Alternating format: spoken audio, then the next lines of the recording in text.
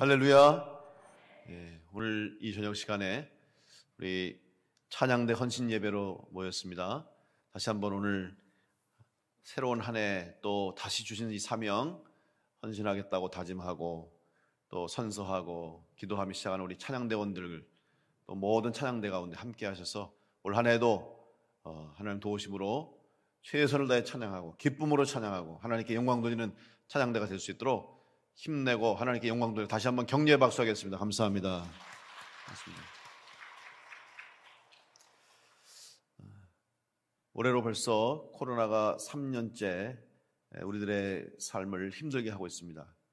그러다 보니 지금 우리들의 신앙에 큰 영향을 주고 있는 게 사실이죠. 교회에도 예배하고 하기 위해서 나오는 것도 그렇고 나와서 예배하는 것도 그렇고 특별히 그 중에 찬양하는 것이 참 힘든 시대가 됐습니다. 아마 이런 시대는 근래에 정말 경험해보지 못한 그러한 상황이 아닌가. 예배하면서 찬양하는 것에 대해서 고민하는 시대. 여러분, 우리가 재작년에도 그랬습니다만은 찬양하는데, 예배하는데 찬양을 하라 마라, 이런 무슨 방역 지침이고 뭐 나라에서 정부에서 예배하는데 뭐 찬송을 해라 마라, 참 이런 상황까지 오면서 우리가 지금 신앙생활 하는데 어려움을 겪는데, 특별히 여러분 찬양하면서 예배하면서 찬양한다고 하는 것은 너무나 자연스러운 일이죠. 그래서 제가 지난해 찬양을 하지 못하도록, 예배는 드리는데 찬송하지 말라고 그런 지침이 내려와서 아주 제가 강하게 거기에 대해서 항의를 하고 시청, 도청 다 연락하고 전화해서 정신이 있냐고, 예배를 드리는 거냐 마는 거냐, 차라리 드리지 말라 그러면 이해가 되는데 예배 드리고 찬송하지 말라고, 이거 누가 이런 지시 내렸냐고, 도대체 뭘 알고 내린 거냐고 막 항의를 했던 적이 있어요. 여러분, 왜냐하면 찬송하는 것은 예배자의 가장 너무나 당연한 일이고 믿음 있는 성도는 당연히 찬송하는 거예요. 그렇기 때문에 찬송하지 않는다고 하는 것은 믿음이 없는 것이고, 찬송하지 않는다는 것은 예배하지 않는다는 것이기 때문에 우리 찬송은 우리 믿는 자의 신앙의 고백이요 곡조 있는 기도인 줄로 믿습니다. 오늘 찬양대가 헌신하지만 여러분, 찬양대만 찬송하겠다고 헌신하는 것이 아니라 우리 모든 성도들은 일생토록 찬송하며 찬양하겠다고 늘 하나님 앞에 고백하고 헌신하는 우리들의 삶이 신앙인이 되어야 할 줄로 믿습니다. 물론 특별히 찬양대는 예배를 위해서 세워지고 또 예배를 이끌며 또 예배 가운데 찬양으로 하나님께 영광 돌리기 위해서 하나님께서 세우신 그런 기관입니다. 따라서 우리 찬양대원들은 이 찬양대로 헌신한다고 하는 것을 귀하게 여기셔야 돼요. 그냥 어떻게 하다 보니까 찬양하겠지, 또 뭐 노래를 잘하니까 찬양하겠다, 여러분 그것은 이유가 되지 않아요. 노래 잘하는 것하고 찬양하는 것은 전혀 별개의 문제고, 음악적인 수준과 음악적인 기술과 찬양과는 또 다른 문제예요.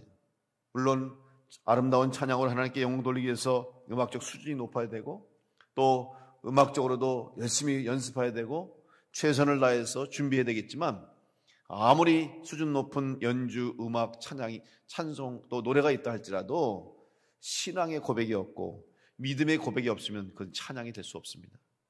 우리 찬양대원들은 항상 찬양을 연습하고 또 새로운 노래를 배우고 새 찬양을 또 열심히 준비해서 찬양대에서 찬양을 하지만, 믿음이 없고 신앙의 고백이 없는 그런 찬송과 찬양은 하나님이 받을 수 없는 찬양임을 기억하시면서, 우리 특별히 찬양대원들은 올 한 해 주신 이 사명 잘 감당할수록 더욱더 믿음 안에서 기도함으로 하나님 앞에 또 진정한 신앙의 고백으로 찬송할 수 있는 우리 찬양대원 될 수 있기를 간절히 축복합니다.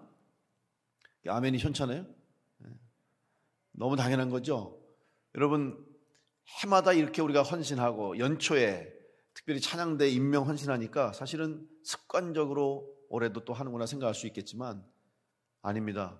어떤 마음 가지고 오늘도 여러분 이 자리에 섰는지 모르겠습니다만은 오늘 다시 한번 찬양대원으로, 찬양대 지휘자로, 반주자로, 임원으로, 또 찬양대원으로 헌신하면서 올 한 해도 주님 앞에 찬송할 수 있다고 하는 것이 얼마나 큰 은혜인지 감격하는 마음으로, 감사한 마음으로 올 한 해를 다시 한번 주신 사명, 떨리는 마음으로 감사함으로 귀한 사명 감당하겠다고 결단하는 우리 찬양대원 될 수 있길 간절히 바랍니다. 그런 뜨거운 마음이 있어야 되는 거예요. 그래서 해마다 이거는 일생토록 되는 거예요. 일생토록. 생명이 있는 한 우리는 찬양하는 것이 당연한 우리 믿음의 고백입니다. 오늘 출애굽기 15장의 이 말씀은 모세의 노래라고 합니다. 하나님께서 이스라엘 백성들을 바로의 군대에서 구원해 주시고 특별히 홍해 앞에서 진퇴양난의 상황 속에서 이제는 정말 모두 다 죽었다. 앞에는 홍해 바다가 가로막고 있고 뒤에는 바로의 군대가 병거를 타고 전차부대가 쫓아와요. 이제는 그냥 죽을 수밖에 없어요. 이러한 상황 가운데서 하나님이 이스라엘 백성들을 구해 주셨죠. 홍해가 갈라지게 하시고 다 건너게 하시고 그 홍해 바다에 바로의 애굽의 군대들이 다 수장되는 놀라운 하나님의 역사를 이루어 주신 거예요. 이 사건 이후에 하나님께서 살아계심을 증거하는 모세의 노래가 바로 오늘 출애굽기 15장의 노래입니다. 이 노래는 모세의 노래이며 특별히 15장 19절부터 이후에는 또 아론의 누이인 선지자 미리암이 노래하는데 동일한 노래를 하고 있어요. 그 고백이 뭐냐? 바로 15장 1절 말씀. 한번 여러분 성경 다시 펴보세요. 폈으면은 출애굽기 15장 1절 말씀 우리 한번 다 같이 자막 없습니다. 성경책 보시고.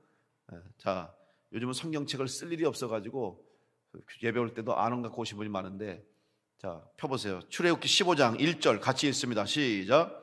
이때 모세와 이스라엘 자손이 이 노래로 여호와께 노래하니 일렀으되 내가 여호와를 찬송하리니 그는 높고 영화로우시며 말과 그 탄자를 바다에 던지셨음이로다. 자, 그러면 다시 한번 출애굽기 15장 21절 말씀 한번 보겠습니다. 21절. 이거 미리암의 노래입니다. 자, 21절 같이 읽습니다. 시작.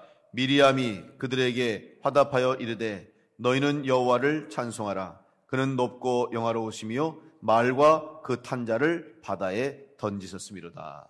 할렐루야. 똑같죠. 모세의 노래, 미리암의 노래. 하나님이 행하신 일에 대해서 이스라엘 백성들을 하나님이 구원해 주시고 바로의 손길에서, 바로의 군사에서, 죽음의 자리에서 건져주신 하나님을 찬양하는 거예요.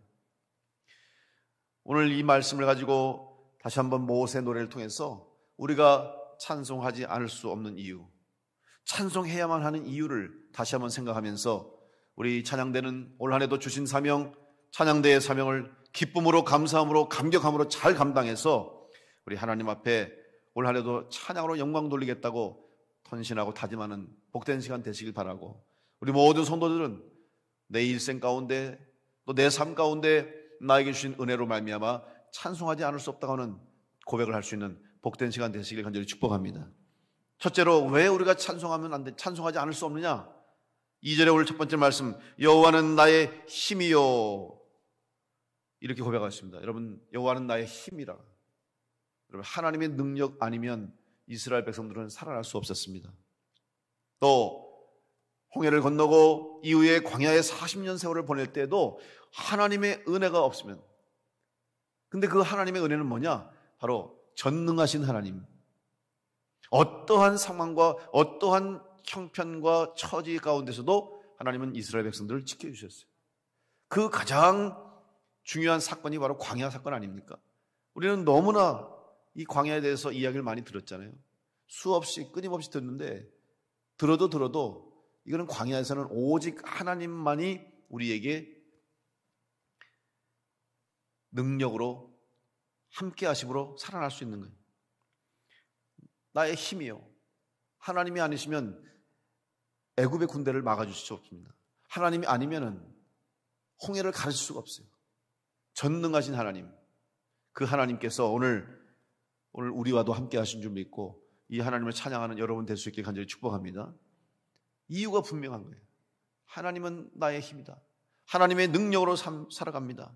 하나님이 나와 동행하셔야 나의 문제, 앞뒤에 사방에 우리들의 문제가 얼마나 많습니까? 지금 여러분의 삶 가운데도 문제가 많죠? 기도의 제목들이 다 있습니다. 남들에게 말하지 못해도 여러분 개인적으로 한 사람 한 사람에게 여러분 다 기도할 이유가 있어요. 기도의 제목들이 있잖아요. 근데 문제가 많아요. 해결할 문제가 많아요. 건강의 문제도 있고, 사업의 문제, 직장의 문제, 가족의 문제, 인간관계의 문제, 신앙의 문제, 공부하는 문제, 여러 가지 문제를 가지고 살아가는데 이 문제를 우리가 어떻게 해결하느냐?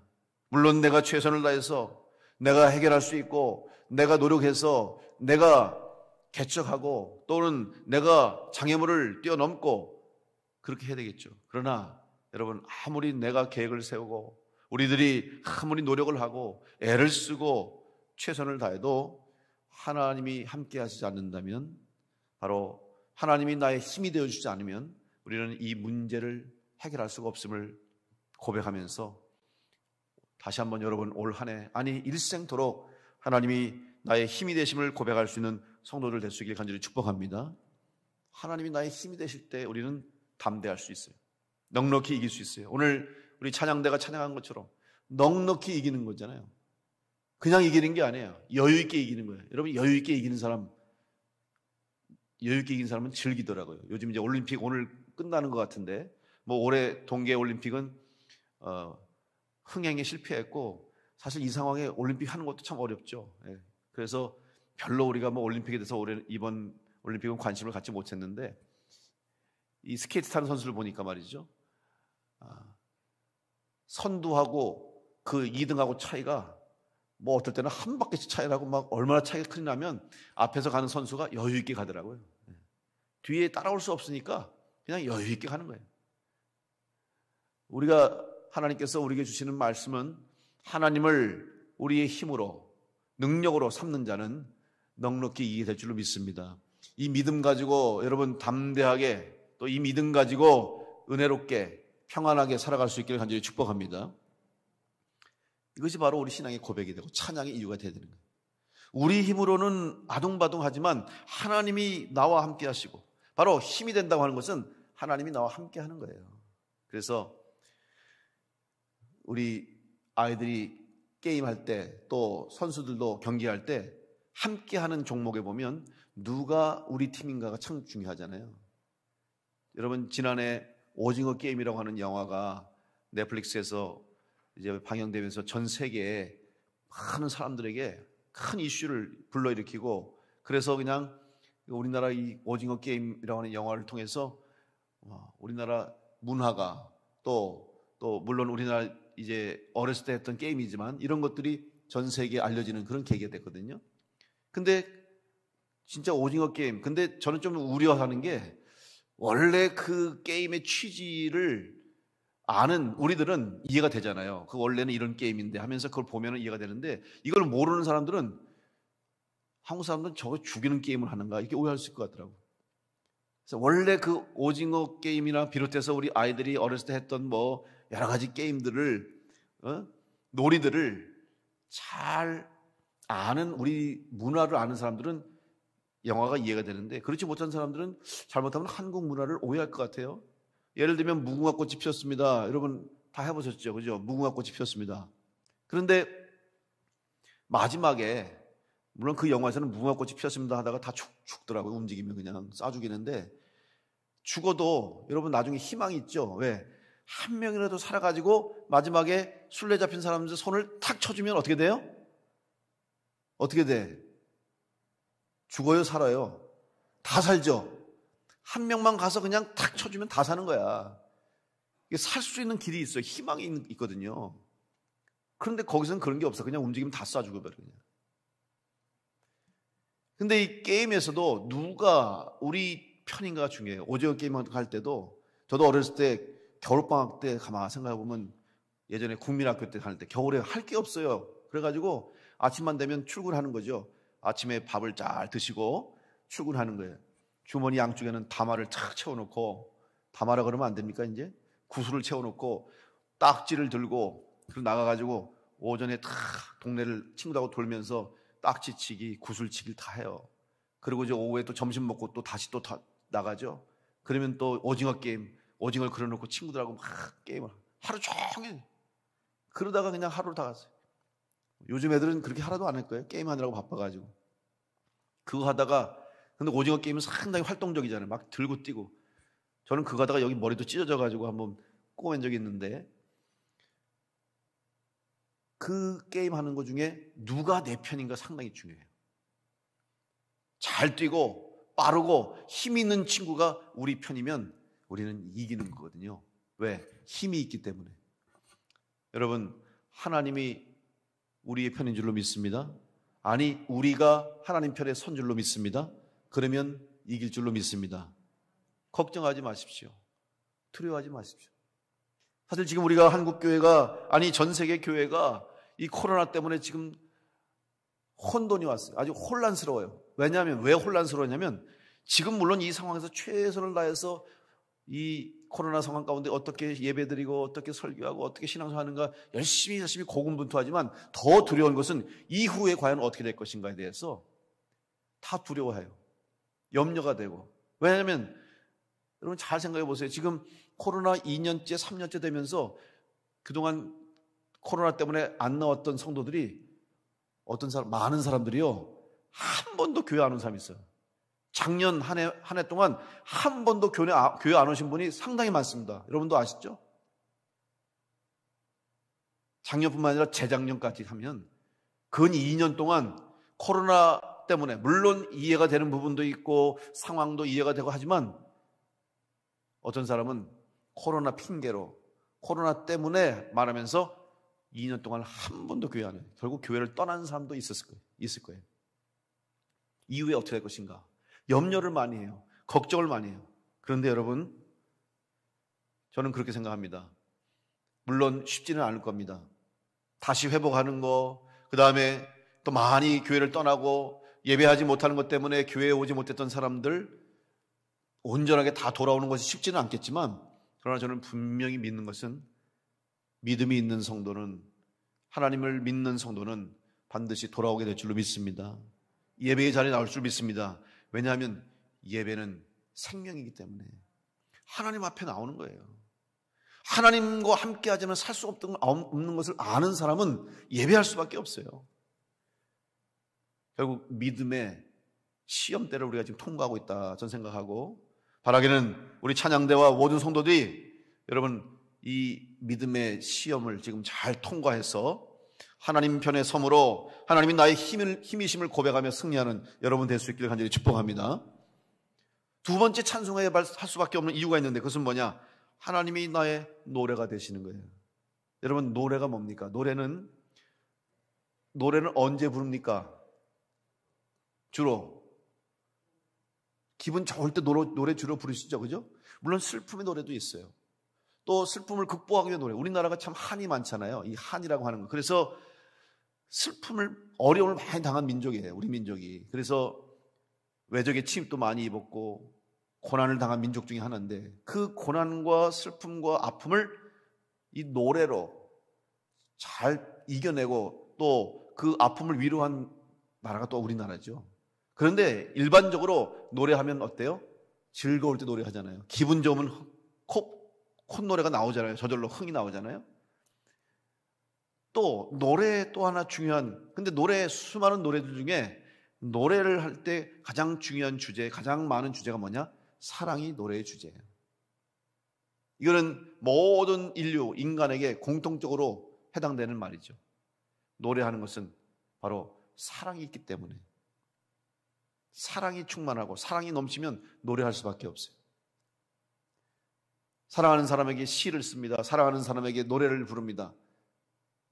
사랑이 있기 때문에.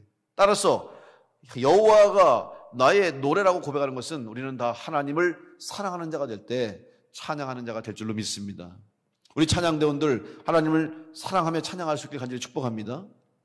여러분이 진정한 찬양이 되기 위해서는 하나님을 사랑하는 마음이 크면 그 찬양이 더 은혜가 풍성하고, 그 곡조 하나하나, 가사 한마디 한마디가 나의 고백이 되는 거죠.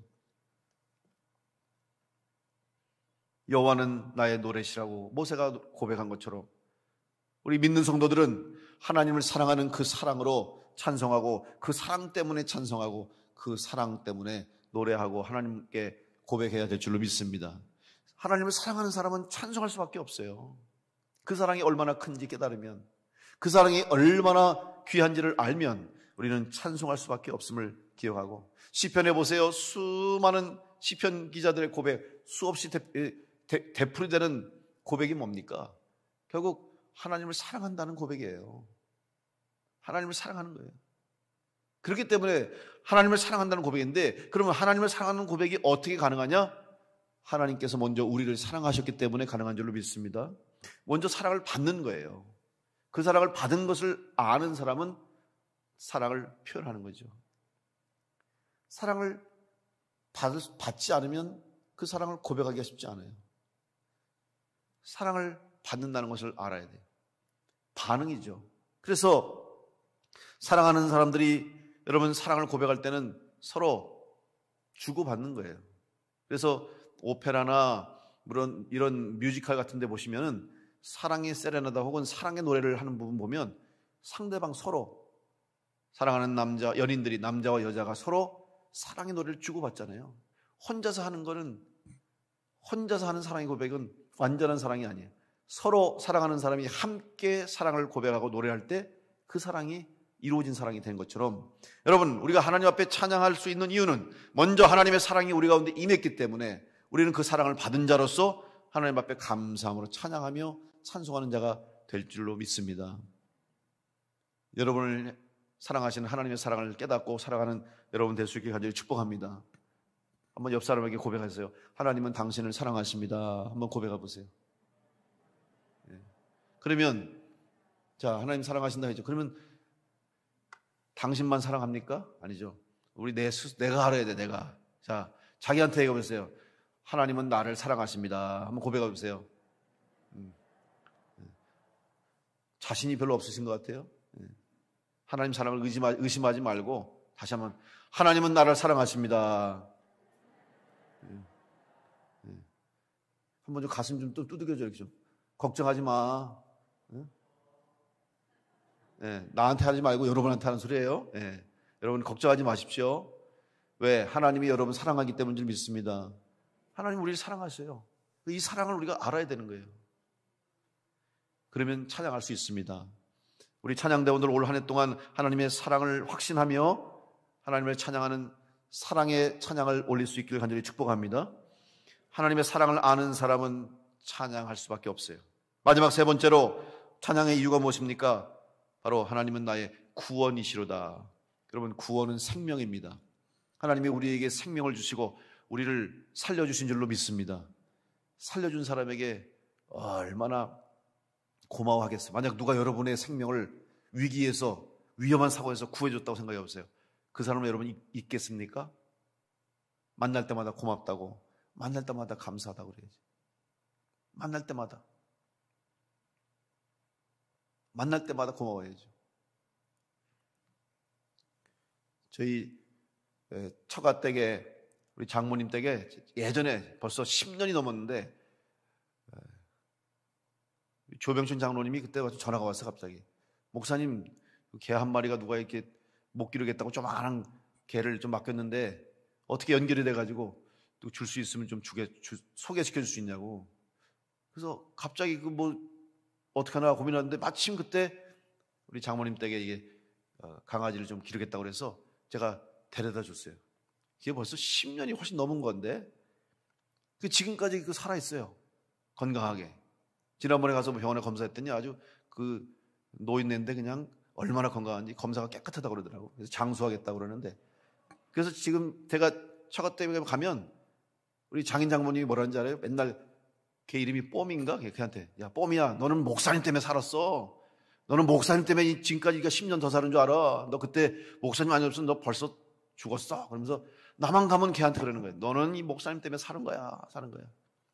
그래서 이제 걔가 나만 보면 펄펄 뛰더라고요. 여러분 우리의 생명, 하나님께서 우리에게 생명을 주시고 죄로 말미암아 죽을 수밖에 없는 우리들을 구원해 주시고 우리에게 이 육신의 삶이 언젠가는 육신의 장막을 벗을 때가 오는데 여러분 그때 우리는 육신의 장막을 벗고 죽음으로 육의 죽음으로 끝나는 인생이 아니라 육은 껍데기를 벗지만 영은 살아서 영원한 생명을 옷 입고 이제 부활에 참여할 수 있는 은혜를 얻은 하나님의 자녀가 된 줄로 믿고 이 생명을 받은 자로 감사하며 찬양하는 여러분 될 수 있기를 간절히 축복합니다. 이 믿음 있는 성도는 생명을 얻은 구원의 확신을 가진 성도는 찬송할 수밖에 없습니다. 자연스럽게 찬송할 수밖에 없어요. 그게 바로 찬송하는 이유예요. 그것 때문에 찬양하는 거예요. 다른 거 찬양하지 않아요. 교회를 통해서 성도들이 찬양하는 것. 여러분 박해의 역사를 생각해 보면 박해를 받으면서 수많은 성도들이 특별히 순교의 자리에 서 있던 성도들이 지금 죽음이 눈앞에 와 있어요. 아니 심지어는 죽어가고 있어요. 그런데도 불구하고 그 속에서 찬송하는 성도들이 어떻게 가능할까? 오히려 핍박하는 사람들이 놀래 자빠지는 거예요. 이해가 안 돼요. 지금 저러면 죽는데, 지금 저러면 고통스러울 텐데 어떻게 찬송할까? 어떻게 찬송할까? 이해가 되지 않죠. 그런데 성도들은 우리 육신은 언젠가는 죽는데 나는 여기서 끝나는 것이 아니라 생명을 얻은 구원받은 영생을 얻은 성도가 됐으니 주님 이제 주님 앞으로 갑니다. 이제 육신의 장막을 벗고 주님 예비하신 천국에 갑니다. 영생을 얻었으니 죽음이 두렵지 않습니다라고 찬송할 수 있는 이유가 바로 생명을 얻은 성도가 되기 때문에 영생을 얻은 성도가 됐기 때문에 찬양할 수밖에 없는 줄로 믿습니다. 이것이 바로 찬송의 이유가 되는 거죠. 오늘 여러분에게 이 믿음이 있다면 구원의 확신이 있다면 여러분은 어떠한 환경과 어떠한 처지와 어떠한 형편에 있다 할지라도 우리는 찬송해야 될 줄로 믿습니다. 그래서 성도들은 죽음 앞에서 찬송하잖아요. 장례식장에서 찬송하잖아요. 슬픔을 위로하기 위해 찬송할 뿐만 아니라 우리는 구원의 확신을 찬송하는 거예요. 천국 간다고 하는 믿음을 가지고 찬송하는 거예요. 이것이 바로 구원의 확신을 가진 성도들만이 할 수 있는 찬송 아닙니까? 오늘 찬양대 여러분들은 바로 모세의 노래를 통해서 하나님이 나의 힘이시고 능력이시고 하나님을 사랑하는 여러분의 사랑을 통해서 하나님을 고백하시고 또 우리에게 생명을 주시고 구원을 주시는 하나님의 은혜를 기억하면서 찬양함으로 올 한 해 동안 귀한 찬양대의 사명을 감당하는 모든 찬양대원 될 수 있기를 간절히 축복합니다. 우리 성도들은 다시 한번 여러분의 신앙과 삶 가운데 하나님이 나와 함께 하시고 하나님이 나의 힘이시고 나의 편이시고 능력이 되시고 또한 하나님의 사랑을 받은 자로 살고 있음을 기억하시면서 내 일생토록 호흡이 다하는 순간까지 찬송하며 살겠습니다 고백함으로 승리하며 일생토록 찬양하며 찬양할 수 있는 이유를 가지고 하나님 앞에 아름다운 찬양으로 영광 돌리는 우리 복된 성도들 다 될 수 있게 간절히 축복합니다. 우리 교회를 통해서 이 찬양이 세상에 전해질 수 있도록 특별히 이 찬송을 알지 못하는 많은 사람들에게 이 찬송을 전할 수 있는 우리 교회가 될 수 있도록 그래서 우리 교회의 찬송이 바로 여러분을 통해서 세상에 찬송이 전해질 수 있도록 여러분이 바로 찬양의 주인공 여러분이 찬송하는 사람이 돼서 아직 찬양을 알지 못하고 찬송할 이유를 깨닫지 못하는 사람들에게 찬양할 수 있도록 전해줄 수 있는 복음의 전도자 복음의 불씨 찬양하는 성도를 될 수 있기를 간절히 축복합니다. 기도하겠습니다.